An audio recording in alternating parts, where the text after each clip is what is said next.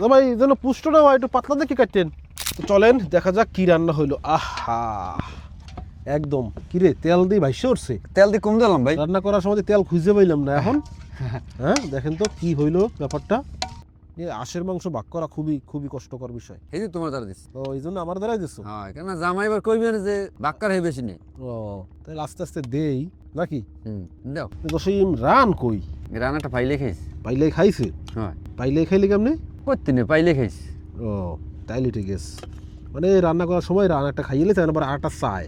Just চিন্তা করতে পারেন সকালে আবার এরা মরিচ ভর্তা বানাইছিল ভাত খাওয়ার জন্য, একটু মরিচ ভর্তাও নিয়ে নেই। হ্যাঁ কারণ শীত তো ঝাল যত বেশি হবে খাওয়াটা তত জমবে। বিসমিল্লাহ।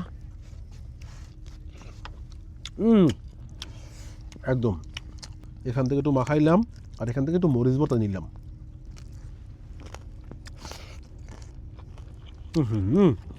কেমন আছে? আসার কথা তো কইলেন শীতে আসছো মজাই। ভাই ঠ্যাং আছে? হ্যাঁ মোর দ্বারা দুইটা। দেন একটা। খন্তা করে লই যাও। আছে ঠ্যাংই মজা। আপনি খেয়েছেছি খাইতেছি তোমাদের কি মনে হয়? আর মনে করি যে সন্দেশ খাইতেছি ও সন্দেশ।